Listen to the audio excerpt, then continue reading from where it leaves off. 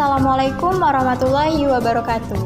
Hey yo sobat semuanya, perkenalkan kami dari kelompok 5. Di video kali ini, kami akan memberikan informasi dan penjelasan tentang syirik di dalam kehidupan sehari-hari.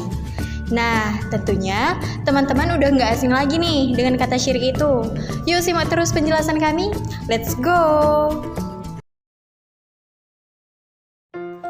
Suatu hari, ketika aku diundang menghadiri syukuran tasmiyah dan akikah cucu kembar dari tetanggaku, aku sempat melihat di kedua lengan cucu kembar tetanggaku tersebut dikenakan gelang berupa butiran-butiran yang dirangkai dengan tali yang dipintal dari benang yang berwarna hitam.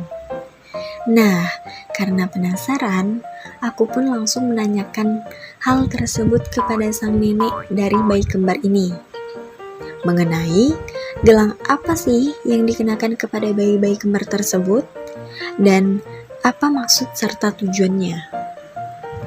Jadi, ternyata butiran-butiran kecil yang dirangkai dengan benang hitam yang dipintal itu dibuat dari tulang berbagai jenis ikan. Di antaranya adalah ikan hiu. Gelang tersebut dimaksudkan sebagai penangkal dari berbagai keburukan, antara lain terhindar dari segala gangguan jin dan makhluk halus lainnya yang bisa menyebabkan si bayi sakit. Di beberapa daerah, memang masih ada orang tua yang mengalungkan jimat kepada anak-anaknya. Selain karena tradisi, mereka pun percaya jika jimat bisa melindungi buah hatinya. Namun, bagaimana sebenarnya hukum mengalungkan jimat anak? Benarkah bahwa jimat yang dipakai itu dapat mencegah anak terkena bahaya, baik yang berasal dari gangguan manusia ataupun makhluk gaib? Lalu, bagaimana pandangan agama, khususnya Islam, mengenai mengalungkan jimat anak? Nah, ternyata masih banyak orang yang menafsirkan syirik itu hanya sebatas menyembah kepada selain Allah. Padahal, yang dimaksud dengan syirik berdasarkan penjelasan yang dikemukakan oleh Ibnu Qayyim al-Jauziyah dalam bukunya yang berjudul Mengetuk Pintu Ampunan, bahwa syirik adalah menyekutukan Allah Subhanahu wa Ta'ala dengan sesuatu dalam bentuk perkataan, perbuatan, keyakinan, dan juga niat.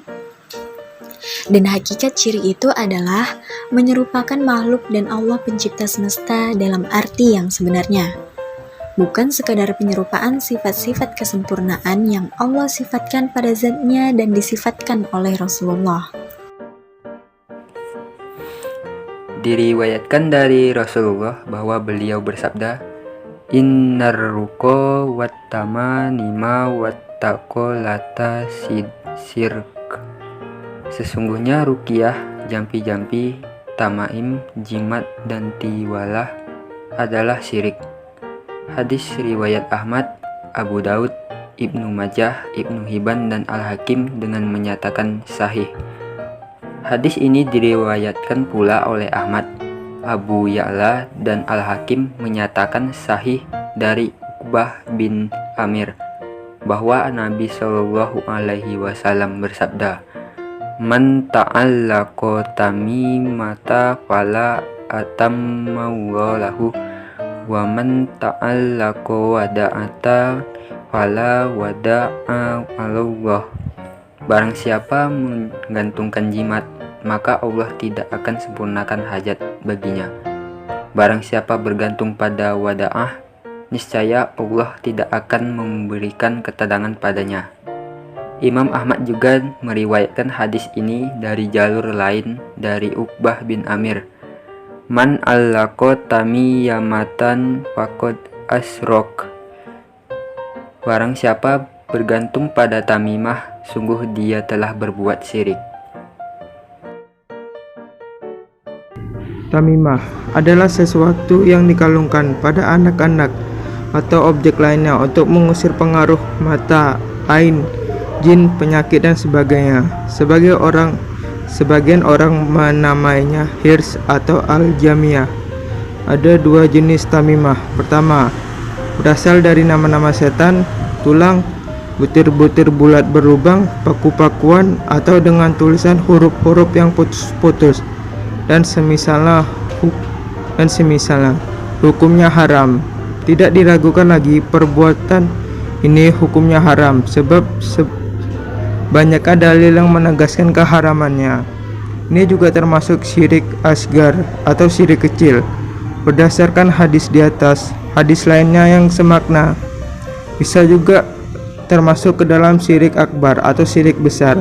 Jika si pelaku keyakinannya bahwa tamimah itu sendiri yang menjaganya, menyembuhkan penyakit atau mengusir bahaya tanpa ada kehendak dan izin dari Allah.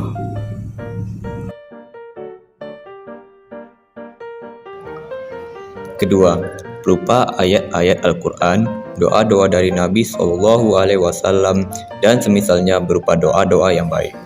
Ulama berselisih pendapat tentang jenis ini. Sebagian memperbolehkan dengan alasan bahwa hal itu termasuk jenis ruqyah yang boleh. Sebagian yang lain melarangnya dengan mengatakan itu haram. Adapun ruqyah, maka banyak hadis sahih yang menunjukkan bahwa bila berasal dari ayat Al-Quran atau doa-doa yang dibolehkan, tidak ada masalah untuk dilakukan. Syaratnya, dilakukan dengan bahasa yang dipahami maknanya dan tidak dijadikan sebagai sandaran, tetapi diyakini sebagai salah satu sebab semata. Nabi SAW bersabda, Bismillahirrahmanirrahim. La ba'sa birruqa malam yakun fihi sirqa. Ruqyah itu boleh selama tidak mengandung syirikan. Nabi sendiri pernah diruqyah dan meruqyah beberapa sahabat. Beliau bersabda, Bismillahirrahmanirrahim. La ba'sa birruqa malam yakun fihi sirqa. Tiada ruqyah yang lebih bermanfaat kecuali dari ain atau mata dan bisa binatang. Nah, gimana? Menarik bukan penjelasan yang kami sampaikan tadi mengenai syirik berupa jimat? Terima kasih telah menyaksikannya. Sekian dari kami. Wassalamualaikum warahmatullahi wabarakatuh.